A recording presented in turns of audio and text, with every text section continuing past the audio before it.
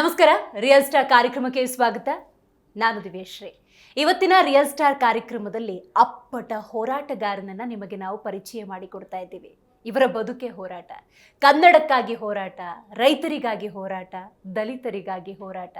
ಸುದೀರ್ಘ 40 ವರ್ಷಗಳಿಂದ ಹೋರಾಟವನ್ನು ಮಾಡಿಕೊಂಡು ಬಂದಿರುವಂತಹ ಆ ವ್ಯಕ್ತಿಯ ಸಂಪೂರ್ಣ ಪರಿಚಯವನ್ನು ಈ ಕಾರ್ಯಕ್ರಮದ ಮೂಲಕ ಕಟ್ಟಿಕೊಡುವ ನಮ್ಮ ಪ್ರಯತ್ನವನ್ನು ನಾವು ಮಾಡ್ತಾ ಇದ್ದೀವಿ. ಹೌದು, ಇವತ್ತಿನ ನಮ್ಮ ಕಾರ್ಯಕ್ರಮದಲ್ಲಿ ಡಾಕ್ಟರ್ ಮುತ್ತುರಾಜ್ ಅವರಿದ್ದಾರೆ. ಮೊದಲಿಗೆ ಅವರಿಗೆ ಕಾರ್ಯಕ್ರಮಕ್ಕೆ ಸ್ವಾಗತವನ್ನು ಕೋರೋಣ. ಸರ್, ಕಾರ್ಯಕ್ರಮಕ್ಕೆ ಸ್ವಾಗತ. ಶ್ರೀ ಮುತ್ತುರಾಜ್ ರಾಜ್ಯಾಧ್ಯಕ್ಷರು ಅಹಿಂದ ಒಕ್ಕೂಟ ಸಮಿತಿ. ಮೂಲತಃ ಬೆಂಗಳೂರಿನ ವಿಜಯನಗರದ ಡಾಕ್ಟರ್ ಮುತ್ತುರಾಜ್ ಕನ್ನಡ, ದಲಿತರು ಹಾಗೂ ರೈತರ ಹಕ್ಕುಗಳಿಗಾಗಿ 4 ದಶಕಗಳಿಂದ ನಿರಂತರ ಹೋರಾಟ ನಡೆಸುತ್ತಿರುವ ಹೋರಾಟಗಾರ. ಶಾಂತಿಯುತ ಚಳುವಳಿಗಳ ಮೂಲಕ ನ್ಯಾಯಕ್ಕಾಗಿ ಹೋರಾಡಿ ಲಾಠಿ ಏಟುಗಳನ್ನು ಎದುರಿಸಿದ್ದಾರೆ. ಸವಾಲುಗಳ ನಡುವೆಯೇ ಶಿಕ್ಷಣ ಸಂಸ್ಥೆ ನಿರ್ಮಿಸಿ ನೂರಾರು ವಿದ್ಯಾರ್ಥಿಗಳಿಗೆ ಜ್ಞಾನ ದಾನ ಮಾಡಿದ್ದಾರೆ. ಹೋರಾಟ, ಸೇವೆ ಮತ್ತು ಶಿಕ್ಷಣದ ಮೂಲಕ ಸಮಾಜದಲ್ಲಿ ಅಳಿಯದ ಛಾಪು ಮೂಡಿಸಿರುವ ಜನನಾಯಕರಾಗಿದ್ದಾರೆ. ಇವರಿಗೆ G Kannada news real star award ನೀಡಿ ಗೌರವಿಸಲು ನಮಗೆ ಹೆಮ್ಮೆಯಾಗುತ್ತಿದೆ.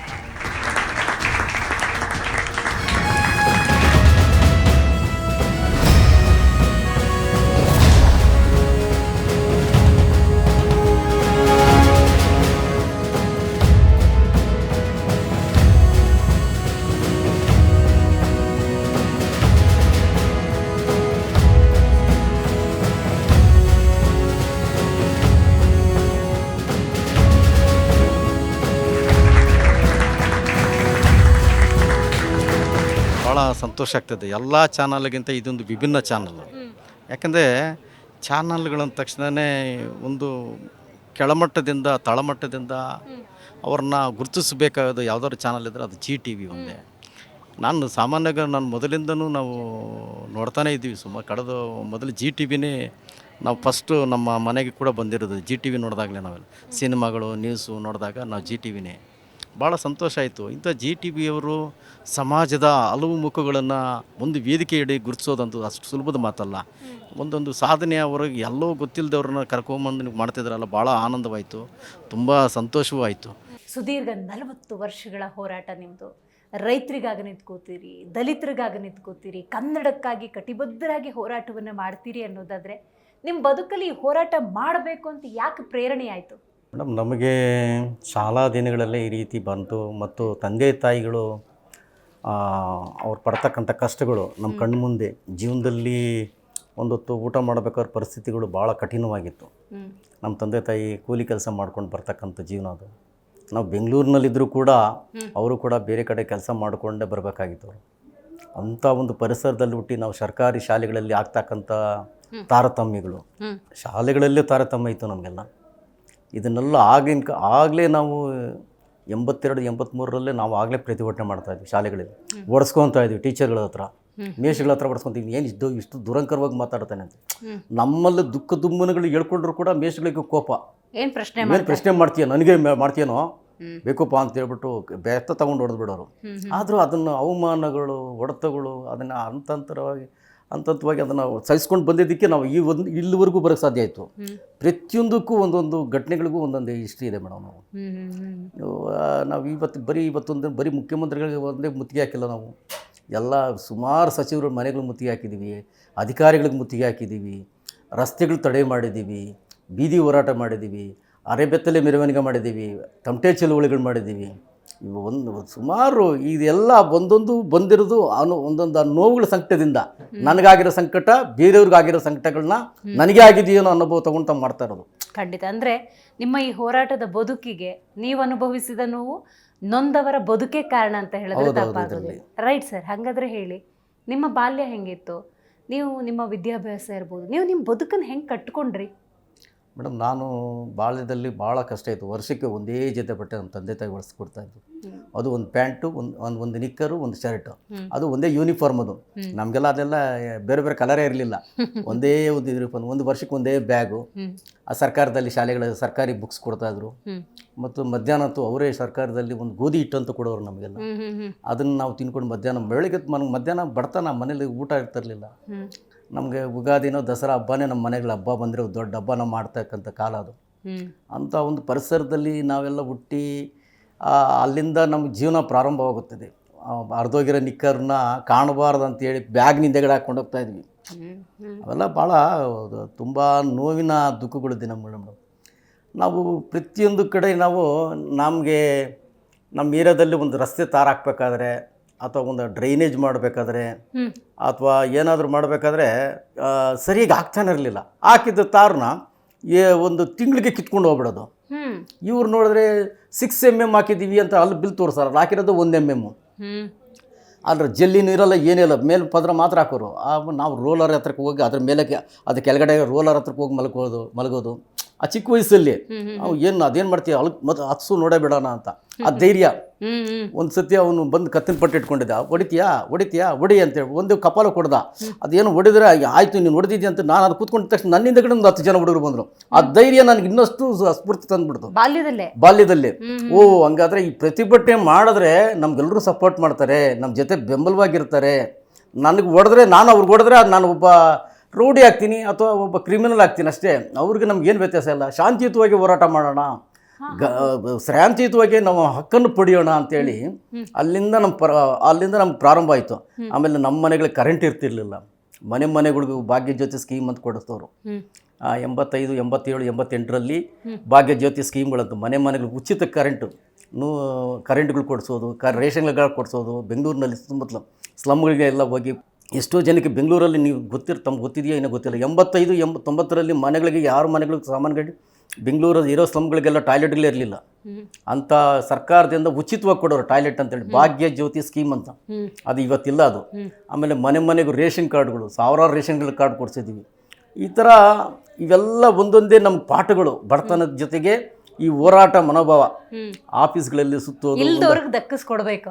ಏನೋ ಇಲ್ದೇ ಇರೋರ್ಗು ಏನೋ ಒಂದು ಮಾಡಿದ ತೃಪ್ತಿ. ನಮ್ಮನೆಗೂ ನಾನು ಒಂದು ರೇಷನ್ ತಗೋಬೇಕಾದ್ರೆ ಈ ಅಳದಾಡ್ಸೋರು, ಇದಿಲ್ಲ, ಆ ದಾಖಲಾತಿ ಇಲ್ಲ, ಈ ದಾಖಲಾತಿ ಇಲ್ಲ, ಆವಾಗ ಬಾ ಇವಾಗ ಬಾ ಅನ್ನೋರು. ನನಗೇನೋ ಇದೇನು ಈ ಸರ್ಕಾರದ ವ್ಯವಸ್ಥೆಯಲ್ಲಿ ಹಿಂಗೆಲ್ಲ ಇದೆಯಾ, ಇಷ್ಟೆಲ್ಲ ತೊಂದರೆ ಕೊಡ್ತಾರ. ಆ PO ನಿಂದ ಹಿಡಿದು ಕಮಿಷನರ್ ಗಂಟ ಈ ತೊಂದರೆ ಕೊಡಿದ್ದಾಯಿತು. ಯಾವಾಗ ನಾವು ಈ ಧರಣಿ ಹೋರಾಟಗಳು ಕಂಡುಕೊಂಡ್ವೋ ಅದೆಲ್ಲ ಆಟೋಮೆಟಿಕ್ ಇವನು ಹೋರಾಟ ಮಾಡ್ತಾನಪ್ಪ, ನಮ್ಮ ಕಚೇರಿ ಮುಂದೆ ಕೂತ್ಕೊತಾನೆ, ಬೇಡಪ್ಪ ಕೊಟ್ಬಿಡ್ರಪ್ಪ ಅನ್ನೋರು. ಹಿಂಗೆಲ್ಲ ಮಾಡಿದ್ರೆ ಆಗುತ್ತಾ ಅಂತ ಜನಗಳನ್ನ ಮಾಸಾಗಿ ಸೇರಿಸಿ ಹಂತವಾಗಿ ಅವ್ರನ್ನೆಲ್ಲ ಕರ್ಕೊಂಡು ಹೋದಾಗ ಆ ಪ್ರತಿಭಟನೆಗಳ ಮೂಲಕ ತಗೊಂಡಾಗ ನಮ್ಗೆ ಗೊತ್ತಾಯ್ತು, ಇದೆಲ್ಲ ನಾವು ಸರ್ಕಾರದ ಹತ್ರ ಪಡಿಬೇಕಾದ್ರೆ ಒಂದು ಶಾಂತಿಯುತವಾಗಿ ಪ್ರತಿಭಟನೆಗಳು ಗಮನ ಸೆಳೆಯುವಂಥ ಕೆಲಸಗಳು ಮಾಡಬೇಕು ಅಂತ ಗೊತ್ತಾಯ್ತು ನಮಗೆ. ಅದು ನಮಗೆ ಒಂದು ಬಡತನದ ಒಂದು ನೋವುಗಳಿಂದ ಬಂದಿರತಕ್ಕಂಥದ್ದು. ಖಂಡಿತ. ನಿಮ್ಮ ವಿದ್ಯಾಭ್ಯಾಸ? ನಾನು GK BMS ಗೌರ್ಮೆಂಟ್ ಸರ್ಕಾರಿ ಪಾಠಶಾಲೆ ಅಂತ ಚಾಮರಾಜಪೇಟೆದಲ್ಲಿದೆ ಮೇಡಮ್. ಅಲ್ಲಿಂದ ನಾನು ಪ್ರಾರಂಭ ಮಾಡಿದೆ. ಕೋದಂಡರಾಮ ಪಾಠಶಾಲೆ ಅಂತ ಗೌರ್ಮೆಂಟ್ ಸ್ಕೂಲ್ಗಳೇ ಅವೆಲ್ಲ. ಅಲ್ಲಿಂದ ಪ್ರಾರಂಭ ಮಾಡಿದೆ. ಬೆಂಗಳೂರು ಹೈಸ್ಕೂಲ್ ಸೇರಿಕೊಂಡೆ. ಆಮೇಲೆ ಗೌರ್ಮೆಂಟ್ ಸೈನ್ಸ್ ಕಾಲೇಜ್ ಅಂತ KR ಸರ್ಕಲ್ ಹತ್ರ ಇದೆ, ಅಲ್ಲೂ ಡಿಗ್ರಿ ಮಾಡ್ಕೊಂಡ್ವಿ. ಅಲ್ಲಿಂದ ಹಿಂಗೆ ಪ್ರಾರಂಭ ಆಯಿತು ಮೇಡಮ್. ಈಗ ಹೋರಾಟಗಳು ನಿಮಗೊಂದು ಆತ್ಮತೃಪ್ತಿ ಕೊಡುತ್ತಿತ್ತು.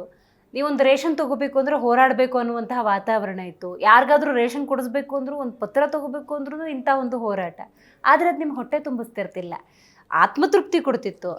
ಆದರೆ ನೀವು ನಿಮ್ಮ ಬದುಕನ್ನು ಕಟ್ಕೋಬೇಕಲ್ಲ, ಉದ್ಯೋಗ ಮಾಡಬೇಕಲ್ಲ, 3 ಹೊತ್ತು ಕುಳು ತಿನ್ಬೇಕಲ್ಲ, ಇದಕ್ಕೆ ಏನು ಮಾಡ್ತಿದ್ರಿ, ಏನು ಕೆಲಸ? ಇದರಲ್ಲಿ ನನಗೂ ಒಂದು ತೃಪ್ತಿ ಏನಂದರೆ, ಜೊತೆಗೆ ನನಗೆ ಯಾರೋ ಒಬ್ಬರು ಡಾಕ್ಟರ್ ಸಿದ್ಧಲಿಂಗಿ ಅಂತ ನಮ್ಮ ಗುರುಗಳೊಬ್ಬರು ಕವಿಗಳಿದ್ರು. ಅವ್ರೇನು ಮಾಡಿದ್ರೆ, ಇದೆಲ್ಲ ಏನು ಮಾಡ್ತಿದ್ದೆ ಮುತ್ತು, ಬಾ ಅಂತೇಳಿ ನನಗೊಂದು ಸಂಸ್ಥೆ ಕಟ್ಟಕ್ಕೆ ಹೇಳಿದ್ರು. ಗೌತಮ್ ಬುದ್ಧ IT ಕಾಲೇಜ್ ಅಂತೇಳಿ. ನಾನು IT ಕಾಲೇಜ್ ಸ್ಟಾರ್ಟ್ ಮಾಡಿ ಸಾವಿರಾರು ಜನಕ್ಕೆ ಹುಡುಗರಿಗೆ ವಿದ್ಯಾಭ್ಯಾಸ ಮಾಡೋಕ್ಕೆ ಮಾಡಿದೆ. ಜೊತೆಗೆ ಅದನ್ನೂ ಮಾಡ್ತಾ ಇದ್ದೆ, ಜೊತೆಗೆ ಇದನ್ನೂ ಮಾಡ್ತಾ ಇದ್ದೆ. ಕಾಲೇಜು ಕಟ್ಟಿದೆ, ಕರೆಸ್ಪಾಂಡೆನ್ಸ್ ಕಾಲೇಜ್ ಕಟ್ಟಿದೆ, PU ಕಾಲೇಜ್ ಕಟ್ಕೊಂಡೆ, IT ಕಾಲೇಜ್ ಕಟ್ಕೊಂಡೆ, ಕಂಪ್ಯೂಟರ್ ಕೋರ್ಸ್ ಅಂತ ಮಾಡಿದೆ. ಗೌತಮ್ ಬುದ್ಧ ಅಂತೇಳಿ ಭಾಳ ಫೇಮಸ್. 94ರಿಂದ ಸ್ಟಾರ್ಟ್ ಮಾಡಿ ಕನಿಷ್ಠ ಎಲ್ಲಂದ್ರೆ ಬೆಂಗಳೂರು ಸುತ್ತಮುತ್ತಲು ಕನಿಷ್ಠ ಒಂದು 10,000ಕ್ಕಿಂತ ಹೆಚ್ಚು ವಿದ್ಯಾರ್ಥಿಗಳನ್ನ ಟ್ರೈನ್ ಅಪ್ ಮಾಡಿದ್ವಿ. 10,000ಕ್ಕಿಂತ ಹೆಚ್ಚು ವಿದ್ಯಾರ್ಥಿಗಳನ್ನ ಭಾಳ ವರ್ಷಕ್ಕೆ ಒಂದೊಂದು 2,000, 1,000 500 ಕಡಿಮೆ ಅಂದರೆ ಒಂದು 500 ಜನ ಬರೋರು ಸ್ಟೂಡೆಂಟ್ಸ್, ಅಷ್ಟು ಜನ ಇವತ್ತಿಗೂ ತುಂಬ ಒಳ್ಳೊಳ್ಳೆ ಪೊಸಿಷನಲ್ಲಿದ್ದಾರೆ ನಮ್ಮ ಸ್ಟೂಡೆಂಟ್ ಶಿಕ್ಷಕರು. ಅದ್ರ ಜೊತೆಗೆ ಅದೊಂದು ಒಟ್ಟೆ ಜೀವನ, ಅದು ನಮಗೆ ಕವಿಗಳು ನಮಗೆ ಅದೊಂದು ದಾರಿದೀಪ ಕೊಟ್ಟರು. ಏನು ಕಾಲಲ್ಲಿ ಚಪ್ಪಲಿ ಇಲ್ಲ, ನೀನು ಎಲ್ಲೆಲ್ಲ ವಿಧಾನಸೌಧ MS ಬಿಲ್ಡಿಂಗ್ ಎಲ್ಲ ಓಡಾಡ್ತೀಯಲ್ಲ, ಏನು ನಿನ್ನ ಕತೆ, ನೀನು ಏನು ಮಾಡ್ತಿದ್ಯಾ ಅಂತ. ಏನಿಲ್ಲ ಸರ್ ಹಿಂಗೆ ಅಂತ. ಬಾ ಇಲ್ಲಿ ಒಂದು ಅವ್ರು ಯಾರೋ ಕಮಿಷನರ್ ಅಂತ ಒಬ್ರು ಕರೆಸಿದ್ರು, ಆಯ್ತಾರೆ ಕರೆಸಿ ಮುತ್ತು ಪಾಪ ಭಾಳ ಬಡವ, ಏನಾರು ಸಹಾಯ ಮಾಡಬೇಕಲ್ಲ ಅಂತ ಕವಿಗಳು, ತಾವು ಕೇಳಿದ್ರಲ್ಲ ಕವಿಗಳು, ಡಾಕ್ಟರ್ ಸಿದ್ಧಲಿಂಗಿ ಅಂತೇಳಿ ಆ ಕವಿಗಳು ನಮ್ಮನ್ನು, ಅವರು ನಮಗೆ ಭಾಳ ದಾರಿದೀಪ. ಅವರು ನಮಗೆ, ಅವರು ನಮಗೆ ಅನ್ನೋದ ಜೊತೆಗೆ ಹೋರಾಟ ಒಂದು ನಮ್ಗೆ ಅವರೇ ನಮ್ಗೆ ಕಳಿಸ್ಕೊಟ್ಟಿದ್ದು. ಅವರು ಮತ್ತು ಪ್ರೊಫೆಸರ್ ಬಿ ಕೃಷ್ಣಪ್ಪ ಅಂತೇಳಿ ಅವ್ರ ಜೊತೆ ಒಡನಾಟ ಇಟ್ಕೊಂಡು ನಿರಂತರವಾಗಿ ಹಂತಂತವಾಗಿ ಈ ಯಾರ್ಯಾರ ಮನೆಗಳಿಗೆ ಹಕ್ಕುಪತ್ರ ಕೊಟ್ಟಿಲ್ಲ ಅಂದರೆ ಹಕ್ಕುಪತ್ರ ಕೊಡಿಸೋದು, ಬಾಡಿಗೆ ವಾಸ ಮಾಡೋರಿಗೆ ಇದೇ ನೆಲಮಂಗಲದಲ್ಲಿ ಶಿವನಪುರದಲ್ಲಿ 450 ಜನ ಸೈಟ್ಗಳು ಕೊಡಿಸಿರೋದು, ಮತ್ತು ಆಲೂರು ಮತ್ತು ಹುಣ್ಣೀರ್ಗೆರೆದು ಇದೇ ಸಿದ್ದರಾಮಯ್ಯ ಸರ್ 18 ಎಕರೆ ಸ್ಯಾಂಕ್ಷನ್ ಮಾಡಿ 750 ಜನಕ್ಕೆ ಅದು ಕೂಡ ಹಕ್ಕುಪತ್ರ ಕೊಡಿಸೋದಕ್ಕೆ ಸಿದ್ಧತೆ ಆಗಿರೋದು. ಒಂದಲ್ಲ ಎರಡಲ್ಲ ಈ ರೀತಿ ಒಬ್ಬ ಜಾತಿ ಪ್ರಮಾಣ ತಹಸೀಲ್ದಾರ್ ಹತ್ರ ಆಗಲಿ, ಜಿಲ್ಲಾಧಿಕಾರಿಗಳ ಹತ್ರ ಆಗಲಿ, ಹಕ್ಕುಪತ್ರ ತಗೋಬೇಕಾದ್ರೂ ಕೂಡ ಕಷ್ಟ ಆಗಿದ್ದ ಕಾಲದಲ್ಲಿ ಅವ್ರ ಹತ್ರ ಹಕ್ಕುಪತ್ರ ಪಡೆಯೋದು ಹೆಂಗೆ ಸರ್ಕಾರದಲ್ಲಿ ಅನ್ನೋದನ್ನು ನಮಗೆ ಒಂದು ಈ ಬಡತನ ನಮ್ಗೆ ಕಳಿಸ್ಕೊಡ್ತು. ನಮಗೆ ಹಂತಂತವಾಗಿ ಆ ಹೆಜ್ಜೆಗಳೇ ನಮಗೆ ಪ್ರೇರಣೆ ಅದನ್ನು. ಖಂಡಿತ. ಏನಾದರೂ ಕನಸು ಕಂಡಿದ್ರ ಮುಂದೊಂದು ದಿವಸ ನನ್ನ ಬದುಕು ಹೀಗಾಗತ್ತೆ, ಅಂದರೆ ಈ ಹೋರಾಟದ ಬದುಕೇ ಆಗುತ್ತೆ, ಅಥವಾ ಸಾವಿರಾರು ವಿದ್ಯಾರ್ಥಿಗಳಿಗೆ ವಿದ್ಯಾರ್ಜನೆ ಮಾಡೋ ಅವಕಾಶವನ್ನು ನಾನು ಕಲ್ಪಿಸ್ಕೊಡ್ತೀನಿ ಅನ್ನುವಂತಹ ಕನಸೇನಾದರೂ ಕಂಡಿದ್ರಾ? ಇಲ್ಲ ಮೇಡಮ್, ನನಗೆ ಆ ರೀತಿ ನನಗೆ ಕನಸು ಕಂಡಿರಲಿಲ್ಲ. ಬಟ್ ಏನೋ ಒಂದು ಒಳ್ಳೆ ನಮ್ಗೆ ಇರೋ ಬಡತನಕ್ಕೆ ಒಂದು ಇರೋಕ್ಕೆ 3 ಹೊತ್ತು ಊಟ ಸಿಕ್ಕಿದ್ರೆ ಸಾಕಪ್ಪ ಅಂತ ಒಂದು ಸಂತೋಷ ಅಂತ ಕಾಣ್ತಿದ್ವಿ. ಅಂಥದ್ದು ಆ ಟೈಮ್, ಅಂಥ ಕಾಲಘಟ್ಟದಲ್ಲಿ ನಮಗೆ ಕವಿಗಳು ನಮ್ಮನ್ನು ಕೈ ಹಿಡಿದ್ರು. ನಮಗೆ ಅಧಿಕಾರಿಗಳ ಹತ್ರ ಕರ್ಕೊಂಡೋಗಿ, ಮತ್ತು ಆಗಿನ ಸಚಿವರು 97ರಲ್ಲಿ ಒಬ್ಬ ಸಮಾಜ ಕಲ್ಯಾಣ ಇಲಾಖೆ ಸಚಿವರು ಹತ್ರ ಕೃಷ್ಣಾರೆಡ್ಡಿ ಮತ್ತು ಕೆಲವರೆಲ್ಲ ಅವ್ರ ಹತ್ರ ಕರ್ಕೊಂಡೋಗಿ, ಮುತ್ತುರಾಜು ಒಳ್ಳೆ ಹೋರಾಟಗಾರ ಸರ್, ಭಾಳ ಬಡವ, ಏನಾದ್ರು ಒಂದು ಸಹಾಯ ಮಾಡಬೇಕು ಅಂತೇಳಿ ಅವರು ನಮ್ಮನ್ನೆಲ್ಲ ಪರಿಚಯ ಮಾಡಿ ಅವ್ರ ಮೂಲಕ ನಮಗೆ ಒಂದಷ್ಟು ಇದನ್ನೆಲ್ಲ ಕೊಟ್ಟಾಗ ಆವಾಗ ನನಗೆ ಅರಿವಾಯ್ತು, ನಾನು ಇದರಿಂದ ಒಂದಷ್ಟು ಜನಕ್ಕೆ ವಿದ್ಯಾಭ್ಯಾಸ ಕೊಡ್ಬೋದು, ನಾನು ಉದ್ಧಾರ ಆಗೋಬಹುದು ಅನ್ನೋದು. ಈಗೊಂದು ಕಾಲೇಜನ್ನ ಆರಂಭ ಮಾಡಿದೆ ಅಂತ ಹೇಳಿದ್ರಿ, ಮೂಲ ಬಂಡವಾಳ ಬೇಕಲ್ವಾ? ಅಂದರೆ ಅವತ್ತಿನ ಪರಿಸ್ಥಿತಿಯೇ ಹಂಗಿತ್ತು. ಈಗ 3 ಹೊತ್ತಿನ ಊಟಕ್ಕೂ ಕಷ್ಟ, ಅಂಥದ್ರಲ್ಲಿ 4 ಜನಕ್ಕೆ ವಿದ್ಯಾರ್ಜನೆ ಮಾಡಬೇಕು ಅಂತ ಹೇಳಿದ್ರೆ, ಒಂದು ಕಾಲೇಜ್ ತೆರಿಬೇಕು ಅಂದರೂ ಕೂಡ ಮೂಲ ಬಂಡವಾಳ ಬೇಕಾಗುತ್ತೆ. ಅದೊಂದು ದೊಡ್ಡ ಕನಸಾಗಿರಲ್ವ? ಅದನ್ನ ಹೆಂಗೆ ನೀವು ಸ್ವೀಕಾರ ಮಾಡಿದ್ರೆ? ಸವಾಲಾಗ್ಲಿಲ್ವಾ ಅದು ಅಂತ? ಖಂಡಿತ ನಿಮ್ಮ ಮಾತಿಗೆ 100ಕ್ಕೆ 100 ಸತ್ಯ. ಅದರಲ್ಲೂ ನಮ್ಮಂಥವ್ರು ಹೋದರೆ ಇದು ಯಾರು ಇವನು ಒಳ್ಳೆ ಕುಳ್ಳಿಗೆ ಬಂದಿದ್ದಾನಲ್ಲ, ಯಾರು ಏನಕ್ಕೆ ಏನಿದೆ ಇವನ ಹತ್ರ ಅಂತ ನಮ್ಮನ್ನು ನೋಡೋರೆ ಅಂತಾರೆ. ಅಂಥದ್ರಲ್ಲಿ ಆವಾಗ ಸಿದ್ಧಲಿಂಗೇನವರು ನಮಗೆ ಒಂದು ಬ್ಯಾಂಕ್ ಮೂಲಕ, ಯಾರೋ ಹಿಂಗೆ ಅಧಿಕಾರಿಗಳು ಬ್ಯಾಂಕ್ ಮೂಲಕ ನನಗೆ ಒಂದು 2 ಲಕ್ಷ ಸಾಲ ಕೊಡಿಸಿ, ಆ ಸಾಲನ ಮರುಪಾವತಿ ಮಾಡಿ ಅದೇ ದುಡ್ಡಲ್ಲೇ ಒಂದಷ್ಟು ಕಂಪ್ಯೂಟರ್ಗಳನ್ನ, ಒಂದಷ್ಟು ಚೇರ್ಸು, ಫರ್ನಿಚರ್ಸನ್ನು, ಆಫೀಸ್ ಲ್ಯಾಬ್ಗಳನ್ನೆಲ್ಲ ಮಾಡಿಸಿ ಅದನ್ನು ಪ್ರಾರಂಭ ಮಾಡಿ. ಪ್ರಾರಂಭದಲ್ಲಿ ಭಾಳ ಕಷ್ಟವಾಗಿತ್ತು. ನಾನೇ ಕಸ ಗುಡಿಸ್ಬೇಕಾಯಿತು, ನಾನೇ ಪಾಠ ಮಾಡಬೇಕಾಗಿತ್ತು, ನಾನೇ ಅದನ್ನೆಲ್ಲ ಪ್ರಿನ್ಸಿಪಲ್ ಆಗಬೇಕಾಯಿತು, ನಾನೇ ಎಲ್ಲ ಮಾಲೀಕನಾಗಬೇಕಾಯ್ತು, ಎಲ್ಲ ಹಂತದಲ್ಲೂ ನಾವೇ ಮಾಡಬೇಕಾಗಿತ್ತು. ನಂತರ ಬರ್ತಾ ಒಂದು 15 ಜನ ಸ್ಟಾಫ್ ಇಟ್ಕೊಂಡ್ವಿ. 15 ಜನ ಸ್ಟಾಫ್ ಪ್ರಾರಂಭ ಮಾಡಿ ಆಮೇಲೆ ಅಂತಂತೂ ಭಾಳ ದೊಡ್ಡ ಮಟ್ಟದ ಹೆಸರು ಮಾಡ್ತೇವೆ ಮೇಡಮ್. ಬೆಂಗಳೂರು ನಗರದಲ್ಲಿ ನಮ್ಮ ಸಂಸ್ಥೆ ಇದೆ ಅನ್ನೋದು ಭಾಳ ದೊಡ್ಡ ವಿಷಯ. ಹೆಮ್ಮೆ ಖಂಡಿತವಾಗ್ಲೂ. ಎಷ್ಟೋ ಜನ ಸ್ಟೂಡೆಂಟ್ಸ್ ನಿಮ್ಮ ಹತ್ರ ಕಲ್ತವರು ಮುಂದೊಂದು ದಿವಸ ಬರ್ತಾರೆ, ಸರ್ ನಿಮ್ಮಿಂದ ಉಪಕಾರ ಆಯಿತು, ನಾವು ನಮ್ಮ ಬದುಕನ್ನು ಕಟ್ಕೊಂಡಿದ್ದೀವಿ, ಈ ಥರದ ಅಭಿಪ್ರಾಯಗಳನ್ನು ಹೇಳಿದಾಗ ನಿಮ್ಗೆ ಏನು ಅನಿಸುತ್ತೆ? ಹೌದು, ಎಷ್ಟು ನಿಜವಲ್ಲ, ಅದು ನಮ್ಮ ಕಣ್ಣಲ್ಲಿ ಆನಂದ ಬಾಷ್ಪಗಳು ಕಂಡಿದ್ವಿ. ನಿಜವಲ್ಲ, ನಾವು ಮಾಡಿದ್ವಾ, ಇಂಥ ಒಳ್ಳೆ ಕೆಲಸ ಮಾಡಿದ್ವಾ, ಇಷ್ಟೆಲ್ಲ ನಾವು ಮಾಡಿದ್ವಾ, ನಮಗಿರೋ ಇದು ಸಹಾಯ ಆಗಿದೆಯಾ ಅಂತ ಅದಕ್ಕೆ ಆನಂದಕ್ಕೆ ಬೆಲೆನೇ ಕಟ್ಟೋಕ್ಕಾಗಲ್ಲ ಮೇಡಮ್. ಖಂಡಿತ. ಇದ್ರ ಜೊತೆಗೆ ಹೋರಾಟಗಳು ನಿಮ್ಮ ಜೀವನದಲ್ಲಿ ಆರಂಭದಿಂದಲೂ, ಬಾಲ್ಯದಿಂದಲೂ ಹೋರಾಟ ಆಗಿರೋದ್ರಿಂದಾಗಿ ಇವತ್ತಿನವರೆಗೂ ಕೂಡ ಹೋರಾಟದ ಜೊತೆಗೆ ಬದುಕ್ತಾ ಇದ್ದೀರಿ. ನನಗೊಂದು ಕುತೂಹಲ, ಯಾರಿಗೂ ಅನ್ಯಾಯ ಆಗುತ್ತೆ, ಅದನ್ನೊಂದು ತಾರ್ಕಿಕ ಅಂತ್ಯಕ್ಕೆ ತೊಗೊಂಡು ಹೋಗಬೇಕು, ನ್ಯಾಯ ಸಿಗೋವರೆಗೂ ನೀವು ಆ ಹೋರಾಟದ ಜೊತೆ ಇರ್ತಿದ್ರೆ? ಅಯ್ಯೋ ಖಂಡಿತ. ಈಗ ನಮ್ಮ ಪಾಪ ಕೆಲವು ಬಡ ಏರಿಯಾಗಳಲ್ಲಿ ಈ ಪೌರ ಕಾರ್ಮಿಕರಂತ ಕಸ ಗುಡಿಸ್ತಾರೆ ನೋಡಿ, ಹೌದು, ಅವರು ಪಾಪ ಅಕಾಲಿಕವಾಗಿ ಈ ಬೆಂಗಳೂರು ನಗರನೆಲ್ಲ ಸ್ವಚ್ಛ ಮಾಡ್ತಾರೆ. ಆದರೆ ಅವರಿಗೆ ಮೂಲಭೂತ ಸೌಲಭ್ಯಗಳೇ ಕೊಡೋದಿಲ್ಲ ಅವರಿಗೆ. ಅಂದರೆ ಅವ್ರು ಏನಾರು ಆಕ್ಸಿಡೆಂಟಾಗಿ ಸತ್ತು ಹೋದಾಗ, ಕರೆಂಟ್ ಹೊಡೆದು ಸತ್ತು ಹೋದಾಗ ಅಧಿಕಾರಿಗಳಿಗೆ ತಕ್ಷಣ ಬರೋದೇ ಇಲ್ಲ, ಸ್ಪಂದಿಸೋದೇ ಇಲ್ಲ. ಮತ್ತು ಅವರೇ ಏನಾದ್ರು ಕಾಯಿಲೆಗಳು ಮಾರಣಾಂತಿಕ, ಅಂದರೆ ಒಂದೊಂದು ಡೆಂಗು ಅಂತ ನೋಡಿ ಅವರೆಲ್ಲ ಅಲ್ಲಿ ಮಾಡ್ತಾರೆ. ಆ ಸ್ಲಮ್ಮಲ್ಲಿ ಪಾಪ ಅವ್ರಿಗೆ ಡೆಂಗು ಔಷಧಿ ಸಿಂಪಡಿಸೋದೇ ಇಲ್ಲ ಅಲ್ಲೆಲ್ಲ. ಡೆಂಗಿ ಅವ್ರು ಬೆಂಗಳೂರು ನಗರ ಸ್ವಚ್ಛ ಮಾಡ್ತಾರೆ, ಅವ್ರ ಕಾಲೋನಿಗಳಿಗೆ ಆ ಥರ ಸ್ವಚ್ಛ ಮಾಡೋದೇ ಇಲ್ಲ. ಆ ಥರ ಬಂದಾಗ ಒಂದಷ್ಟು ಜನ 5-6 ಜನ ಸತ್ತವ್ರು. ಆ ಬಾಡಿಗಳನ್ನೆಲ್ಲ ತೊಗೊಂಡೋಗ್ಬಿಟ್ಟು ಇದೇ BBMP ಮುಂದೆ ಪರಿಹಾರ ಕೊಡೋ ಗಂಟೆ ಬಿಟ್ಟಿರಲಿಲ್ಲ ಅವ್ರನ್ನ. ಪರಿಹಾರ ಕೊಡಬೇಕು, ಇಲ್ಲ ಅವ್ರಿಗೆ ಕುಟುಂಬಕ್ಕೆ ಪರಿಹಾರ ಕೊಡಬೇಕು, ಇಲ್ಲ ನಾನು ಬಾಡಿ ತೆಗಿಯಲ್ಲ ಅಂತೇಳಿ ಈ ಥರ ಸುಮಾರು ಒಂದು 5 ಜನನ ಎಣೆಗಳನ್ನು ಇಟ್ಕೊಂಡು ಅಲ್ಲಿ ಧರಣಿ ಸತ್ಯಾಗ್ರಹ ಮಾಡಿದ್ದೀನಿ. ಅವ್ರ ಕುಟುಂಬಕ್ಕೆ ಒಂದು ಪರಿಹಾರ ಕೊಡಿಸೋಕ್ಕೆ ಸಫಲವಾಗಿದ್ದೀವಿ ಈ ಒಂದು ವಿಚಾರದಲ್ಲಿ. ಭಾಳ ದೊಡ್ಡವರು BBMP ಆಗಲಿ, ವಿಕ್ಟೋರಿಯಾ ಆಸ್ಪತ್ರೆ ಮುಂದೆ ಆಗಲಿ, ಮತ್ತು ಇಲ್ಲಿ ಮಾಗಡಿ ರೋಡಲ್ಲಿ ಪಾಪ ಅಪಾರ್ಟ್ಮೆಂಟಿಂದ ಒಬ್ಬ ಹುಡುಗ ಯಾವುದೋ ಒಂದು ಹೆಣ್ಮಗು ಲಾಕ್ ಆಗಿದೆ ಅಂತ ಹೇಳ್ಬಿಟ್ಟು ಆ ಮಗುನ ಕಾಪಾಡೋಕೆ ಮೇಲ್ಗಡೆಯಿಂದ ಬಿದ್ದಾಗ ಆ ಹುಡುಗ ಸತ್ತೋದಾಗ ಇಡೀ ಆ ಹುಡುಗನಿಗೆ ಅಪಾರ್ಟ್ಮೆಂಟ್ ಅವ್ರಿಗೆ ಮತ್ತು ಮಾಲೀಕನ ಪರಿಹಾರ 10 ಲಕ್ಷ ಪರಿಹಾರ ಕೊಡ್ಸೋಕಂటే ಬಿಟ್ಟಿರಲಿಲ್ಲ. ಅದನ್ನು ರಸ್ತೆ ತಡೆ ಮಾಡಿ, ಮೈಸೂರು ರೋಡ್ ರಸ್ತೆ ತಡೆ ಮಾಡಿ, ಇದೆಲ್ಲ ಭಾಳ ಅದ್ಭುತ ಪ್ರತಿಭಟನೆಗಳು ಮೇಡಮ್. ನಿಮ್ಮ ಈ ಸುದೀರ್ಘ ಹೋರಾಟದ ಜೀವನದಲ್ಲಿ ನಿಮಗೆ ನೆನಪಿರೋಂಗೆ ಇದು ನನಗೆ ತೃಪ್ತಿ ಕೊಟ್ಟಿದೆ ಹೋರಾಟ ಅನ್ನೋದಾದ್ರೆ ಒಂದು 4 ಹೋರಾಟಗಳನ್ನು ಉಲ್ಲೇಖ ಮಾಡಬಹುದು. ಒಂದು ಕಾವೇರಿ ಪ್ರತಿಭಟನೆ, ರಸ್ತೆ ತಡೆ ಮಾಡಿ ಭಾಳ ಅದು ಕಾವೇರಿ ಪ್ರತಿಭಟನೆ ಭಾಳ ಬೆಂಗಳೂರಿನಲ್ಲೇ ದೊಡ್ಡ ಚಳುವಳಿ, ಅದು ಭಾಳ ದೊಡ್ಡ ಚಳುವಳಿ. ಆ ಕಾವೇರಿ ಪ್ರತಿಭಟನೆಯಲ್ಲಿ ಭಾಳ ಅದು ನನಗೆ ಜೀವನದಲ್ಲಿ ಭಾಳ ಒಳ್ಳೆ ಪಾಠ ಕಳಿಸ್ತು ಮೇಡಮ್. ಯಾಕಂದರೆ ಪೊಲೀಸರೆಲ್ಲ ಲಾಠಿ ಚಾರ್ಜ್ ಎಲ್ಲ ಮಾಡಿದ್ರು ನಮಗೆಲ್ಲ ಕಾವೇರಿ ಪ್ರತಿಭಟನೆಯಲ್ಲಿ. ಅವಾಗೆಲ್ಲ ಒಡಿಸ್ಕೊಂಡು ಮನೆಯಲ್ಲೆಲ್ಲ ಒಂದು 2-3 ತಿಂಗಳಲ್ಲಿ ನಾವೆಲ್ಲ ಮನೆಯಲ್ಲೆಲ್ಲ ರೆಸ್ಟ್ ತೊಗೊಂಡಿದ್ವಿ. ಆ ಕಾವೇರಿ ಪ್ರತಿಭಟನೆ ನನಗೆ ಅದನ್ನು ಮರೆಯೋಕ್ಕಾಗಲ್ಲ. ಎರಡನೇದು ರೈತರ ಪ್ರತಿಭಟನೆಗಳು. ನಾವು ರೈತರ ಪ್ರತಿಭಟನೆ ಅವ್ರಿಗೆ ನಾವು ಬೆಲೆನೇ ಕಟ್ಟೋಕ್ಕಾಗಲ್ಲ. ರೈತರದು ಈ ದೇಶಕ್ಕೆ ಅನ್ನ ಕೊಡೋಂಥ ರೈತ ಅವರಿಲ್ಲಾಂದ್ರೆ ನಾವು ಇಲ್ವೇ ಇಲ್ಲ.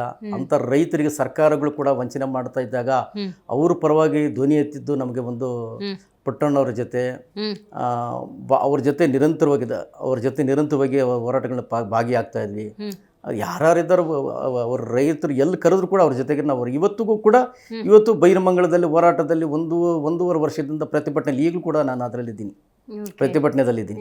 ಮೊನ್ನೆ ಕೂಡ ಫ್ರೀಡಮ್ ಪಾರ್ಕಲ್ಲಿ ಕೂಡ ಬೃಹತ್ ಪ್ರತಿಭಟನೆ ಮಾಡಿದಾಗ ನಾವು ಜೊತೆಲೇ ಇದ್ವಿ. ಅದೇ ಅಂತಲ್ಲ, ಒಳ ಮೀಸಲಾತಿ ಆಗಲಿ, ಸರ್ಕಾರದ ಸಾಲ ಸೌಲಭ್ಯಗಳು ಏನಾದ್ರು ಕೊಡದೇ ಇದ್ದಲ್ಲಿ, ಸರ್ಕಾರದ ಸೌಲಭ್ಯಗಳು ಸಿಕ್ಕಿಲ್ಲ ಅಂದರೆ ಕಚೇರಿಗಳ ಮುಂದೆ ಇವತ್ತಿಗೂ ಕೂಡ ಮುತ್ತಿಗೆ ಹಾಕಿ ಆ ಪರಿಹಾರ ತಗೊಳ್ಳೋ ಗಂಟ, ಸಚಿವರು ಬರೋ ಗಂಟ, ಭರವಸೆ ಕೊಡೋ ಗಂಟ ನಾವು ಎದ್ದು ಹೋಗ್ತಾ ಇರಲಿಲ್ಲ. ಈ ದಿನಕ್ಕೂ ಕೂಡ ತುಳಿತಕ್ಕೆ ಒಳಗಾಗ್ತಿರೋದು ದಲಿತ ಸಮಾಜ.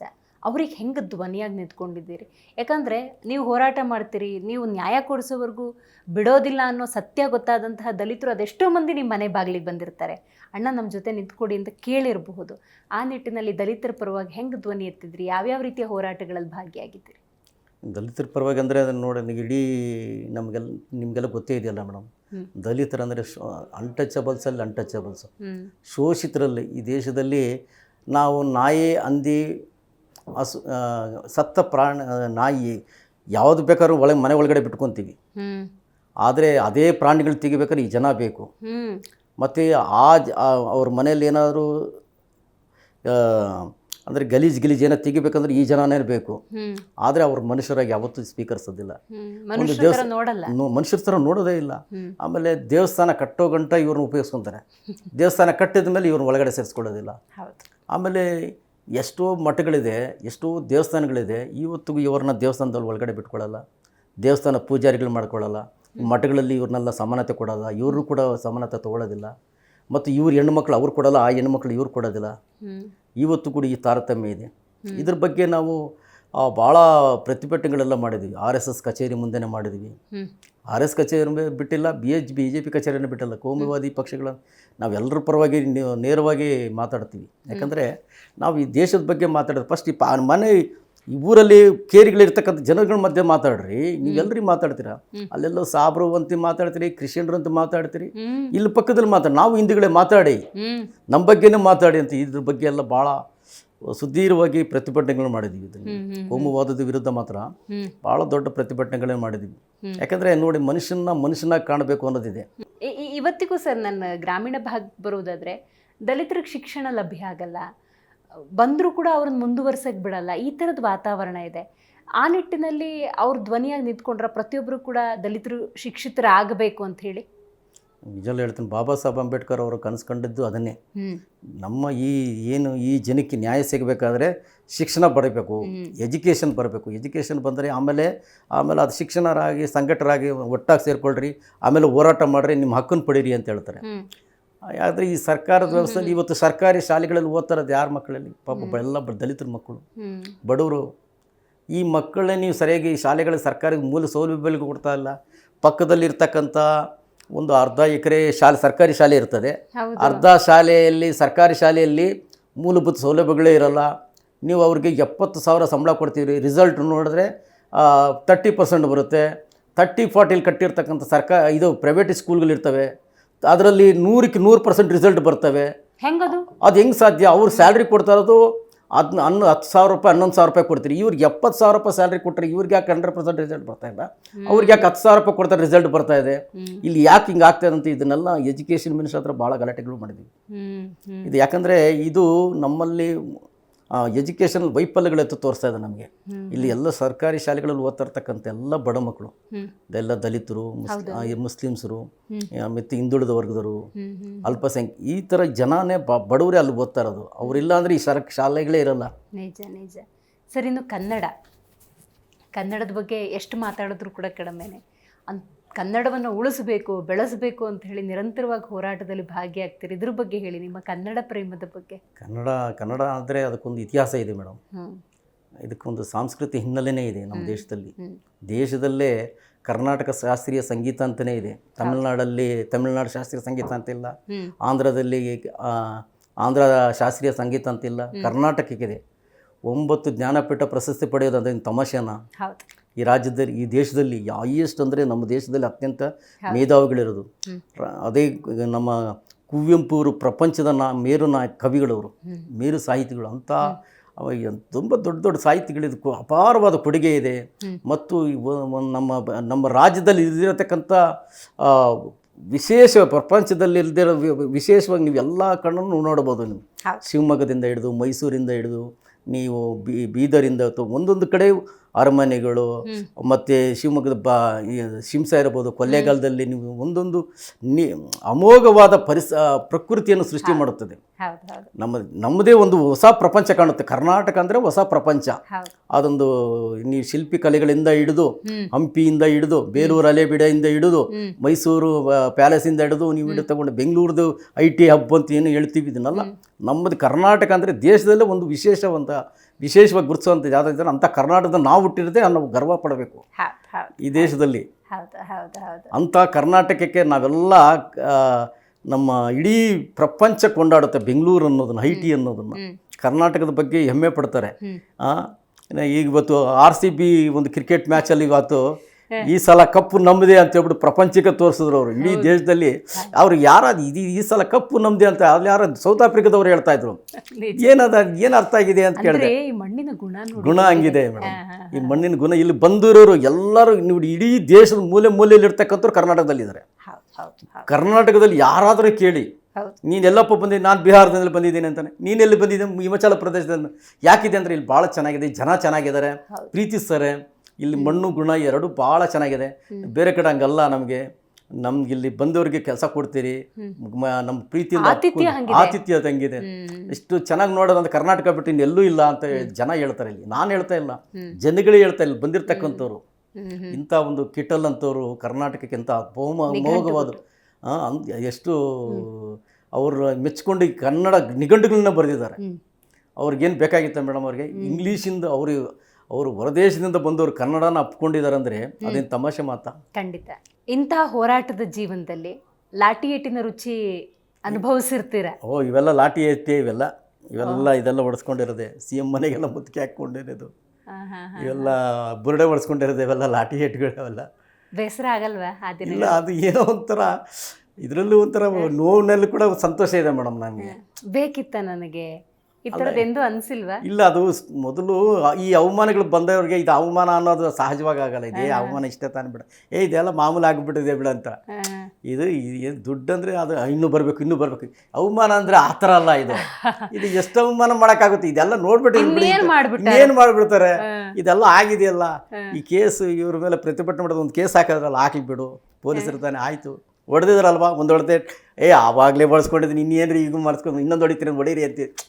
ಆ ಬೆಳಗಾಂ ಅಧಿವೇಶನದಲ್ಲಾಗಲಿ, ಬೆಂಗಳೂರು ಫ್ರೀಡಮ್ ಪಾರ್ಕಲ್ಲಾಗಲಿ, CM ಮನೆಗೆ ಮುತ್ತಿಗೆ ಹಾಕೋದಾಗಲಿ, ಈ ಪ್ರತಿಭಟನೆಗಳು ಮಾಡಿದಾಗ ಪೊಲೀಸರಿಗೆ ನಮ್ಗೆ ವಾಗ್ದಾನ ನಡೀತಾ. ನಾವು ಅವ್ರ ಹತ್ರ ಇದನ್ನೇ ಹೇಳೋದು, ಹೊಡಿತೀರಾ ಹೊಡಿರಿ, ಜೈಲಿಗೆ ಹಾಕ್ತೀರಾ ಹಾಕಿ, ಇನ್ನೇನು ಮಾಡ್ತೀರಿ, ಹ್ಮ್ ಆಯಿತು ಅದು ನಮ್ಗೆ ಒಳ್ಳೇದೇ ಆಯಿತು ಯಾಕೆ ಅಂತ. ಜನರ ಮನಸ್ಥಿತಿ ಹೆಂಗಿರುತ್ತೆ ಅಂದರೆ ಕೆಲವೊಬ್ಬರು ಇದುವರೆಗೂ ಕೂಡ ನನ್ನ ಜೀವನದಲ್ಲಿ ಒಂದೇ ಒಂದ್ಸಲ ಪೊಲೀಸ್ ಸ್ಟೇಷನ್ ಮೆಟ್ಲು ಹತ್ತಿಲ್ಲ, ಈ ಥರದೊಂದು ಭಾವನೆಗಳಿರುತ್ತೆ. ಇನ್ನು ಕೆಲವರು ಪೊಲೀಸ್ನವ್ರು ಏನಾದರೂ ಯಾವುದೋ ಬೇರೆ ಪಾಸ್ಪೋರ್ಟ್ ಎನ್ಕ್ವೈರಿಗೆ ಬಂದರೂ ಕೂಡ ಅವ್ರು ಮನೆ ಹತ್ರ ಪೊಲೀಸ್ ಬರ್ತಿದ್ದಾರೆ ಅನ್ನೋದ್ರಲ್ಲೇ ಒಂದು ಗೌರವಕ್ಕೆ ಚ್ಯುತಿ ಆಗುತ್ತೆ ಅನ್ನೋ ಭಾವನೆ ಒಳಗಿರ್ತಾರೆ. ಅಂಥದ್ರಲ್ಲಿ ಪೊಲೀಸ್ ಅಂದರೆ ನಿಮಗೆ ತೀರಾ ಸಹಜ ಆಗೋಯ್ತಲ್ಲ ಸರ್? ಈಗ ನಾನು ಅದ್ರ ಬಗ್ಗೆ ಒಂದು ಸಣ್ಣ ಇನ್ಸಿಡೆಂಟ್ ಮಾಡ್ತೀನಿ. ಒಬ್ಬರು ಈಗ ಹಿಂದೆ ಒಬ್ಬರು ಸಚಿವರು ಒಬ್ಬರು ಎಕ್ಸ್ಪರ್ಟ್ ಆಗಿದ್ದಾರೆ, ಈಗ ಕಾಂಗ್ರೆಸ್ ಪ್ರಭಾವಿ ಸಚಿವರು.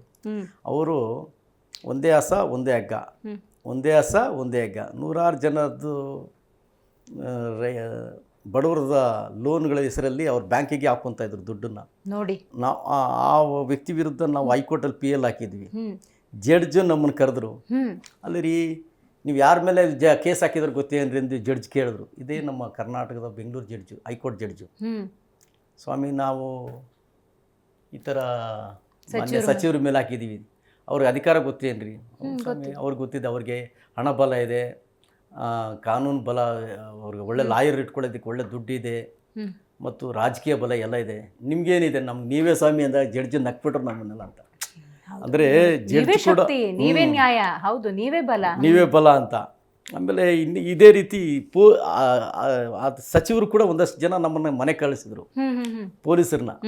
ನಾನು ಪೊಲೀಸರು ಅವರು ನನ್ನನ್ನು ಏನೋ ಒಂದು ಯಾರೋ ಭಾಳ ದೊಡ್ಡ ಲೀಡ್ರ್ ಇರಬೇಕು ಅಂತ ಹೇಳ್ಬಿಟ್ಟು ನಮ್ಮನ್ನು ಮನೆವರೆಗೂ ಉಳ್ಕೊಂಬಂದಿದ್ರು.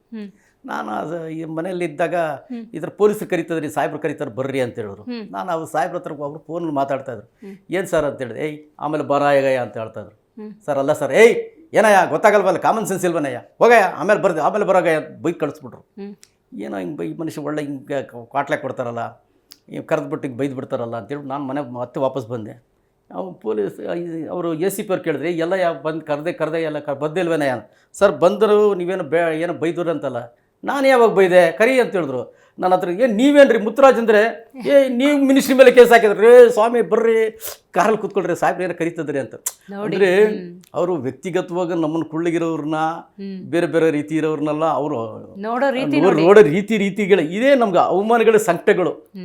ಈ ಅವಮಾನಗಳ ಸನ್ಮಾನಗಳು ಬಂತಲ್ಲ, ಈಗ ನಮಗೆ ಇದೆಲ್ಲ ಹಂತವಾಗಿ ಇವೆಲ್ಲ ನಮಗೆ ಹೆಜ್ಜೆ ಗುರುತುಗಳು ಇವೆಲ್ಲ ನಮಗೆಲ್ಲ ಬಂದಿರೋದು. ಜೈಲಿಗೆ ಹೋಗಿದ ಅನುಭವಗಳು ಯಾವೆಲ್ಲ ಜೈಲಿಗಂತೂ ಆಗಿರಲಿಲ್ಲ, ಬೇಲ್ ಕೊಟ್ಟಿದ್ದಾರೆ ಮೇಡಮ್. ನಾವು ಹೋಗೋ ಸಂದರ್ಭದಲ್ಲೆಲ್ಲ ನಮಗೆ ಸುಮಾರು ಸತಿ 4-5 ಹೈಗ್ರೌಂಡ್ ಪೊಲೀಸ್ ಸ್ಟೇಷನ್ ಒಂದು 2-3 ಕೇಸುಗಳಿದ್ದಾಗೆಲ್ಲ ತಕ್ಷಣ ಲಾಯರ್ಗಳೆಲ್ಲ ಬಂದು ನಮಗೆಲ್ಲ ಬೇಲ್ ಕೊಟ್ಟು ಇದೆಲ್ಲ ಮಾಡಿಸಿದ್ದಾರೆ. ಆಮೇಲೆ ಜಯನಗರದಲ್ಲಿದ್ದಾಗ ಕೂಡ ಅಲ್ಲೂ ಕೂಡ ಬೇಲ್ ಇದು ಮಾಡಿದ್ದಾರೆ. ಬಟ್ ನಾವೆಲ್ಲೂ ಕೂಡ ಕಪ್ಚುಕ್ಕಿ ಆಗಿರಲಿಲ್ಲ, ಎಲ್ಲ ಪ್ರತಿಭಟನೆಗಳ ಮೂಲಕನೇ ಮಾಡಿದ್ವಿ ಶಾಂತಿಯುತವಾಗಿ. ಆ ಶಾಂತಿಯುತವಾಗಿ ಕೆಲವೊಂದು ಸತಿ CM ಮನೆಗೆ ಮುತ್ತಿಗೆ ಹಾಕಿದಾಗ ನೀವು CM ಮನೆಗೆ ಮುತ್ತಿಗೆ ಹಾಕಬಾರ್ದಾಗೆ ಮುತ್ತಿಗೆ ಹಾಕಿದ್ದೀರಿ ಅಂತ ಹೇಳಿ ಆ ರೀತಿ ಪ್ರತಿಭಟನೆಗಳಿಗೂ ಮತ್ತು ಅಧಿಕಾರಿಗಳು ಕೆಲಸ ಮಾಡದೇ ಇದ್ದಾಗ ಅವ್ರ ಭ್ರಷ್ಟರ ವಿರುದ್ಧ ಪ್ರಶ್ನೆ ಮಾಡಿದಾಗಲೂ ಕೂಡ ನಮಗೆ ಈ ರೀತಿ FIRಗಳು ಹಾಕ್ಸಿರೋದು ದಾಖಲೆಗಳಿದೆ. ಹಾಗಾದರೆ ಹೇಳಿ, ಈ 40-45 ವರ್ಷದ ಈ ಹೋರಾಟದ ಜರ್ನಿಯಲ್ಲಿ ನಿಮ್ಮ ಕುಟುಂಬದ ಸಹಕಾರ? ನಮ್ಮ ಹೆಂಡತಿನೂ ಒಂದು ವಕೀಲರು ಮೇಡಮ್, ಅವರು ಅದೇ ಬಲ ನಿಮಗೆ. ಅದೇ ನಮಗೆ ಅವರು ಹೈಕೋರ್ಟ್ ಅಡ್ವೊಕೇಟ್ ಆಗಿ ಅವರು ಸ್ವಲ್ಪ ನನ್ನ ಹಿಂದೆಗಡೆ ಅವರು ಭಾಳ ಸಪೋರ್ಟಿಂಗ್ ಮಾಡ್ತಾ ಇದ್ದಾರೆ. ಮತ್ತು ಮಗಳು ಕೂಡ ಒಳ್ಳೆ ಮೆಡಿಕಲ್ ಡಾಕ್ಟರ್ ಆಗಿದ್ದಾರೆ. ಮಗ ಅವನು ಒಳ್ಳೆ ಉನ್ನತ ಶ್ರೇಣಿಯಲ್ಲಿ ಓದ್ಕೊಂಡು ಈಗ ಅಮೆರಿಕದಲ್ಲಿದ್ದಾನೆ. ಹೀಗೆ ಅವ್ರವ್ರ ಜವಾಬ್ದಾರಿಗಳು ಅವರು ತಗೊಂಡಿದ್ದಾರೆ. ಕೆಲವೊಮ್ಮೆ ಗೊತ್ತಿಲ್ಲ, ಈ ಹೋರಾಟದ ಬದುಕಲ್ಲಿ ಫೋನ್ ಮಾಡಿ ಹೆದರಿಸೋರು ಇರ್ತಾರೆ, ಮುಂದೆ ಬರಬಾರ್ದು, ಬಂದರೆ ಏನು ಮಾಡಬೇಕು ಅಂತ ನಮಗೆ ಗೊತ್ತು, ಈ ಥರದ್ದೆಲ್ಲ ಇರುತ್ತೆ. ಅದಕ್ಕೆಲ್ಲ ಹೆದರಿದ್ದು ಇವೆಲ್ಲ ಭಾಳ ಬಂದಿದೆ ಮೇಡಮ್ ಜೀವನದಲ್ಲಿ ನನಗೆ. ರೋಡಿಗಳ ಥ್ರೆಟನ್ಸು, ಅಧಿಕಾರಿಗಳ ಥ್ರೆಟನ್ಸು, ಮತ್ತು ಪೊಲೀಸ್ ಇಲಾಖೆಯಿಂದ ಥ್ರೆಟನ್ಸು, ತುಂಬ ಜನ ನಮ್ಗೆ ಬೆದರಿಸಿದ್ದಾರೆ. ಕುಟುಂಬದವರು ಬೇಡ ಬಿಡಿ, ಇಷ್ಟು ವರ್ಷ ಹೆಂಗೂ ಮಾಡಿದಿರಿ, ಸಾಕು, ನಾವಾಯ್ತು ನಮ್ಮ ಪಾಡಾಯಿತು ಅಂತ ಇರೋಣ ಅಂತಾರೆ. ಇಲ್ಲ, ನಾವು ಹೋರಾಡದೆ ಇನ್ಯಾರು ಹೋರಾಡಬೇಕು ಅಂತಾರೆ. ಹೆಂಗಂತಾರೆ ಮನೇಲಿ? ಅವ್ರ ಕುಟುಂಬದವ್ರಿಗೆ ಸ್ವಲ್ಪ ಬೇಸರ, ಯಾಕೆ ಈ ಮನುಷ್ಯನಿಗೆ ಇದೆಲ್ಲ ಏನಕ್ಕೆ ಬೇಕು ಅಂತ ಸುಮಾರು ಸಹ ಜಗಳಾಗಿದೆ. ಇದೆಲ್ಲ ಆಗಿದೆ, ನಾವು ಬಿಟ್ಟರು ಕೂಡ ಮನಸ್ಸು ಒಪ್ಪಲ್ಲ ಮೇಡಮ್. ಇದು ಈ ಮನೇಲಿ ಕುತ್ಕೋಬೋದಷ್ಟೇ. ಆಮೇಲೆ ನಿರಂತರವಾಗಿ ಮತ್ತೆ ನಡಿ ಮತ್ತು ಜನನೇ ಬರ್ತಾ ಇರ್ತಾರೆ, ಏನೋಣ ಬಂದೇ ಇಲ್ಲ, ಬರೋಣ ಒಂಚೂರು ಅಲ್ಲಿ ಪ್ರತಿಭಟನೆ ಮಾಡೋಣ, ಬರೋಣ ಅಲ್ಲಿ ಅನ್ಯ ಸ್ಟೇಷನಲ್ಲಿ ಗಲಾಟೆ ಆಗ್ತದೆ ಬರೋಣ, ಎಲ್ಲ ಸುಳ್ಳು ಕೇಸ್ ಹಾಕಿದ್ರೆ ಬರೋಣ ಅಂತ ಹೇಳಿ ಜನಗಳು ಬಂದಾಗ ಅವ್ರ ಪರವಾಗಿ ನಾವು ನಿಂತ್ಕೋಬೇಕಾದ ಮನಸ್ಸಿರಲ್ಲ ಮೇಡಮ್ ನಮಗೆ. ಅಲ್ಲೆಲ್ಲ ಕಚೇರಿಗಳು ನೋಡಿ ಆ ಅಧಿಕಾರಿ ಕೆಲಸ ಮಾಡಿಕೊಡ್ತಾ ಇಲ್ಲ, ಇಲ್ಲೊಂದು ಅಡ್ಮಿಷನ್ ಮಾಡ್ತಾಯಿಲ್ಲ ಸರ್ಕಾರದ ವ್ಯವಸ್ಥೆಯಲ್ಲಿ, ಇಲ್ಲೊಂದು ಸ್ಕಾಲರ್ಶಿಪ್ ಕೊಡ್ತಾ ಇಲ್ಲ ಅಂತ ಕೇಳೋ ಬಂದಾಗ ಮನಸ್ಸು ನಮ್ಗೆ ಚಡಪಡಿಸುತ್ತೆ. ಯಾಕೆ ಕೊಡೋಲ್ಲ? ಅವ್ರ ಅಪ್ಪನ ಮನೆಯಿಂದ ಕೊಡ್ತಾರೆ, ಯಾರು ಸರ್ಕಾರದ ಅಂದರೆ ಯಾರು ತೆರಿಗೆ ಹಣ ನಮ್ಮ ಪಾಲು ನಮ್ಗೆ ಕೊಡಲಿ, ಅವ್ರು ಯಾಕೆ ಇಟ್ಕೊಂಡಿದ್ದಾರೆ ಅಂತ ಹೇಳ್ಬಿಟ್ಟು ಈ ಒಂದು ವ್ಯವಸ್ಥೆ ನಮ್ಮ ಬದುಕಿನಲ್ಲಿ ಹಂತವಾಗಿ ಮೂಡ್ ಬಂದಿರೋದ್ರಿಂದ ಅಷ್ಟು ಸುಲಭವಾಗಿ ಬಿಡೋದಕ್ಕಾಗಲ್ಲ. ಇದು ನಿಮ್ಮಿಂದ ನ್ಯಾಯ ಪಡ್ಕೊಂಡವರು, ನಿಮ್ಮ ಹೋರಾಟದಿಂದ ಬದುಕನ್ನು ಕಟ್ಕೊಂಡವರು ಬಂದ್ಬಿಟ್ಟು ಹೇಳ್ತಾರೆ, ಅಣ್ಣ ಉಪಕಾರ ಆಯಿತು, ನಮಗೆ ನ್ಯಾಯ ಸಿಕ್ತು, ನಾವು ಬದುಕನ್ನು ಕಟ್ಕೊಳ್ತಿದ್ದೀವಿ. ಇಂಥದ್ದು ಹಲವಾರು ಫೀಡ್ಬ್ಯಾಕ್ಗಳನ್ನು ನೀವು ಕೇಳಿದಾಗ ನಿಮ್ಮೊಂಥರ ಜವಾಬ್ದಾರಿ ಜಾಸ್ತಿ ಆದಂಗೆ ಅನ್ಸಲ್ವಾ? ಖಂಡಿತ ಮೇಡಮ್, 100% ಜವಾಬ್ದಾರಿಗಳು. ಇನ್ನಷ್ಟು ಕೆಲಸಗಳು ಮಾಡಬೇಕೇನೋ, ಇನ್ನೂ ಮಾಡಬೇಕೇನೋ, ಇನ್ನೂ ಹೆಚ್ಚಿಗೆ ಮಾಡಬೇಕೇನೋ ಅನ್ನೋದು. ಯಾಕಂದರೆ ನಾವು ಶಿವನ್ಪುರದಲ್ಲಿ ಆ ಸೈಟ್ಗಳು ಕೊಟ್ಟಾಗ ಎಷ್ಟೋ ಜನ ವಯಸ್ಸಾದವರಿಗೆ, ಅಂಗವಿಕಲರಿಗೆ ನಾವು ಅವ್ರ ಪರವಾಗಿ ನಿಂತ್ಕೊಂಡು ಕೆಲಸ ಮಾಡಿದಾಗ ಅವರು ಬಂದು ಬಾಂದಾಗ ಅವ್ರ ಕಷ್ಟ ಸುಖ ಹೇಳ್ಕೊಂಡಾಗ ನಮಗೆ ಇನ್ನಷ್ಟು ಜನಕ್ಕೆ ಜವಾಬ್ದಾರಿ ಮಾಡಬೇಕೇನೋ, ಇನ್ನಷ್ಟು ಸಹಾಯ ಮಾಡಿಸ್ಬೇಕೇನೋ ಅನ್ನೋದು ಮನಸ್ಸನ್ನು ನಮಗೆ ಪ್ರೇರಣೆ ಕೊಡುತ್ತದೆ. ಅದು ನಮ್ಮನ್ನು ಹಿಂದಕ್ಕಂತೂ ತಳ್ಳೋದೇ ಇಲ್ಲ. ಜವಾಬ್ದಾರಿಗಳು ನಾನು ಇನ್ನು ಕಡಿಮೆ ಮಾಡಿದ್ದೇನೇನು, ಇನ್ನೂ ಜಾಸ್ತಿ ಮಾಡಬೇಕು, ಇನ್ನಷ್ಟು ಹೆಚ್ಚಿಗೆ ಪ್ರತಿಭಟನೆಗಳು ಮಾಡಬೇಕನ್ನೋಂಥ ನಮಗೆ ಉತ್ತೇಜನ ಕೊಡುತ್ತೆ. ಎಷ್ಟೇ ಸಮಸ್ಯೆಗಳಿರಲಿ, ನಾವೆಲ್ಲ ತಿಂದಿರೋದೆಲ್ಲ ನಾವು ಮನೇಲಿ ಬೆಳಗ್ಗೆ ಮಧ್ಯಾಹ್ನ ಊಟನೇ ಮಾಡಲ್ಲ, ನಾವೆಲ್ಲ ಬೀದಿಯಲ್ಲೇ ತಿನ್ನೋದು, ಅಲ್ಲೆಲ್ಲ ಹೋಯ್ತಾ ಅಲ್ಲೇ ತಿನ್ಕೊಂಡೋದು, ಮಧ್ಯಾಹ್ನ ಇನ್ನೆಲ್ಲ ಕೇರ್ ಸರ್ಕಲ್ ಹತ್ರ ತಿನ್ನೋದು, ಅಥವಾ ಈ ರೀತಿ ತಿನ್ಕೊಂಡು ಅಲ್ಲೆಲ್ಲ ಫುಟ್ಪಾತ್ ತಿನ್ಕೊಂಡೆ ಬೇಗ ಅಂದರೆ ನಮ್ಗೆ ಟೈಮ್ ಸಿಗಲ್ಲ ಮೇಡಮ್. ಖಂಡಿತ ಸರ್. ಈಗ ಒಂದು ಕ್ಷಣ ಕಣ್ಣು ಮುಚ್ಕೊಂಡು ಕೂತ್ಕೊಂಡು ನಿಮ್ಮ ಪಯಣವನ್ನು ನೆನಪಿಸ್ಕೊಂಡ್ರೆ ಒಂದು ಆತ್ಮತೃಪ್ತಿಯನ್ನು ಸಿಗುತ್ತಾ? ಖಂಡಿತ. ಒಂದು ಅಟ್ಲೀಸ್ಟ್ 100%ಅಲ್ಲೇ 5% ಏನೋ ಒಂದು ಸಾಧನೆ ಮಾಡಿದ್ವಪ್ಪ ಜೀವನದಲ್ಲಿ, ಒಂದಷ್ಟು ನಮ್ಮಿಂದ ಸಮಾಜಕ್ಕೆ ಆಗಿದೆಯಲ್ಲಪ್ಪ ಅನ್ನೋ ತೃಪ್ತಿ ಇದೆ. ನಾನು ಏನೂ ಮಾಡಿಲ್ಲ ಅಂದ್ರೆ ಅಟ್ಲೀಸ್ಟು ಒಂದು 5% ಆದರೂ ಒಂದು ಪರವಾಗಿಲ್ಲಪ್ಪ, ಅದು ತೃಪ್ತಿ ಇದೆ. 100ಕ್ಕೆ 5%, ಒಂದು 5% ಆದರೂ ಮಾಡಿದ್ದೀನಪ್ಪ ಅಂತ ಸಮಾಜ ಒಂದು ಆತ್ಮತೃಪ್ತಿ ಅಂತ ಇದ್ದೇ ಇದೆ. ಈಗ ದಲಿತರಿಗಿರ್ಬೋದು, ರೈತರಿಗಿರ್ಬೋದು, ಕನ್ನಡಕ್ಕಾಗಿರ್ಬೋದು, ಕಾವೇರಿ ನೀರಿಗಾಗಿರ್ಬೋದು, ಈ ಥರ ಹಲವಾರು ಹೋರಾಟಗಳನ್ನು ಮಾಡಿದ್ದೀರಾ. ಇಂಥ ಸಂದರ್ಭದಲ್ಲಿ ಈಗ ಶಾಲೆ ನೋಡಿ, ಕಾಲೇಜನ್ನೇ ತೆರೆದು ವಿದ್ಯಾರ್ಜನೆಗೂ ಕೂಡ ಅವಕಾಶ ಮಾಡಿಕೊಟ್ಟಿದ್ದೀರಿ. ಇಷ್ಟು ವರ್ಷದಲ್ಲಿ ಇದೊಂದು ಆಸೆ ಇದೆ, ಇದೊಂದು ಈಡೇರಬೇಕು, ಆ ಥರದ್ದು ಏನಾದರೂ ಗುರಿ ಇಟ್ಕೊಂಡಿದ್ದೀರಾ? ಅದೇ ಇಟ್ಕೊಂಡಿದ್ದೀವಿ. ಅದು ನಮಗೆ ಇನ್ನಷ್ಟು ಮಾಡಬೇಕಾಗಿತ್ತು. ಇನ್ನಷ್ಟು ನಮಗಿರ್ತಾ ಬರ್ತನ, ನಮಗಿರ್ತಾ ಸಮಸ್ಯೆಗಳ ಮಧ್ಯದಲ್ಲಿ ಒಂದು ಸತಿ ಈ ಕಡೆ ಒಂದು ರಾಜಕೀಯಕ್ಕೆ ಹೋಗೋಣ ಅಂತ ಮನಸ್ಸು ಸೆಳೀತಾ ಇರ್ತದೆ, ಈ ಕಡೆ ಸಂಸ್ಥೆ ನಡೆಸಬೇಕಾಗಿ. ಈ ರಾಜಕೀಯ ಎರಡರ ಮಧ್ಯದಲ್ಲಿ ಸಂಸ್ಥೆನೂ ಮುಚ್ಚಬೇಕಾಯಿತು, ಈ ಕಡೆ ರಾಜಕೀಯದಲ್ಲೂ ಸೋಲನ್ನು ವಹಿಸಬೇಕಾಯಿತು. ಯಾಕಂದರೆ ಸಿದ್ದರಾಮಯ್ಯ ಪ್ರಯತ್ನ ಮಾಡಿದ್ರಿ, ಭಾಳ ಪ್ರಯತ್ನ ಮಾಡಿದ್ವಿ. ಅದರಿಂದ ಒಂದಷ್ಟು ನಷ್ಟನೂ ಉಂಟಾಯಿತು ನಮ್ಮ ಸಂಸ್ಥೆಗಳಿಂದ. ಈ ಕಡೆ ನಾವು ಇದನ್ನು ನಡ್ಸೋಕ್ಕಾಗಲಿಲ್ಲ. ರಾಜಕೀಯದಿಂದ ನಮಗೆ ಸ್ವಲ್ಪ ಒಂದಷ್ಟು MP ಎಲೆಕ್ಷನ್ ಕಂಡು ಒಂದಷ್ಟು ದುಡ್ಡು ಕಳ್ಕೊಂಡಿದ್ವಿ, ಆಮೇಲೆ ಒಂದಷ್ಟು ಆರೋಗ್ಯನೂ ಕೆಡಿಸ್ಕೊಂಡಿದ್ವಿ ಅದರಿಂದ. ಬಟ್ ಆದರೆ ತಾವು ಹೇಳ್ದಂಗೆ ಸಂಸ್ಥೆ ಮಾಡಿದಾಗ ಒಂದಷ್ಟು ತೃಪ್ತಿ ಅಂತಿದೆ. ಒಂದಷ್ಟು ಜನ ಈಗಲೂ ಪ್ರತಿದಿನ ಒಬ್ಬರಲ್ಲ ಒಂದು ರೀತಿ ನಮ್ಮನ್ನು ಕಾಣ್ತಾನೆ ಇರ್ತಾರೆ. ಸರ್ ಚೆನ್ನಾಗಿದ್ರಿ ಸರ್, ಚೆನ್ನಾಗಿದ್ರಿ ಸರ್, ನಿಮ್ಮಿಂದ ಭಾಳ ಉಪಕಾರ ಆಗಿದೆ ಅನ್ನೋ ಒಂದು ಮಾತು ನಮಗೊಂದು ಆತ್ಮತೃಪ್ತಿ ಅಂತ ಇದೆ. ಖಂಡಿತ. ಸಮಾಜಕ್ಕೆ ಈ ಕಾರ್ಯಕ್ರಮದ ಮೂಲಕ ಏನು ಸಂದೇಶ ಕೊಡ್ತೀರಿ? ನಾವು ಸಮಾಜಕ್ಕೆ ನಾವು ಒಂದೇ ಹೇಳ್ಬೇಕಂದ್ರೆ ನೊಂದವರಿಗೆ ಧ್ವನಿ ಆಗಬೇಕು ಅನ್ನೋದು ಹೇಳ್ತೀನಿ. ಯಾಕಂದರೆ ಕಷ್ಟದಲ್ಲಿದ್ದವ್ರಿಗೆ ಸಹಾಯ ಮಾಡಬೇಕು. ದುಡ್ಡು ಇರುತ್ತೆ ಹೋಗುತ್ತೆ, ಆದರೆ ನಾವು ಮಾಡೋ ಕೆಲಸ ಶಾಶ್ವತವಾಗಿರ್ತದೆ. ಗಾಂಧೀಜಿ ದುಡ್ಡು ಮಾಡಿಲ್ಲ, ಅಂಬೇಡ್ಕರ್ ದುಡ್ಡು ಮಾಡಿಲ್ಲ, ಅವರೆಲ್ಲ ಮಾಡಿರೋ ಸೇವೆ ಇವತ್ತು ನಾವೆಲ್ಲ ಇಟ್ಕೊಂಡು ನೋಡ್ಕೊಂಡು ಹೋಗ್ತಾ ಇದ್ವಿ. ನಾವು ಅಷ್ಟೇ, ನಾವು ಸತ್ತ ಮೇಲೆ ನಮ್ಮ ದೇಹ ಮಣ್ಣು ತಿಂತದೆ, ಹುಳ ತಿಂತದೆ. ನಾವು 4 ಜನ ಮಾದರಿ ಆಗಬೇಕು ಅಷ್ಟೇ ಹೊರತು ಇನ್ನೊಬ್ರಿಗೆ ಉಪಕಾರ ಮಾಡೋಣ, ಯಾರಿಗೂ ಅಪಕಾರ ಅಂತೂ ಮಾಡೋದು ಬೇಡ. ಒಂದು ಒಳ್ಳೇದಾಗಲಿ ಅಂತ ನಾನು ಬೇರೆಯವ್ರಿಗಂತೂ ನಾವು ಕೆಡಕ್ಕೆ ಬಯಸೋದು ಬೇಡ, ಒಳ್ಳೇದಾಗಲಿ ಅಂತ ಹೇಳ್ಬೋದು. ಖಂಡಿತ ಸರ್. ಇವತ್ತಿನ ಕಾರ್ಯಕ್ರಮದಲ್ಲಿ ಭಾಗಿಯಾಗಿ ನಿಮ್ಮ ಬದುಕನ್ನು ನಮ್ಮ ಜೊತೆ ಹಂಚಿಕೊಂಡಿದ್ದಕ್ಕಾಗಿ ಧನ್ಯವಾದಗಳು. Thank you.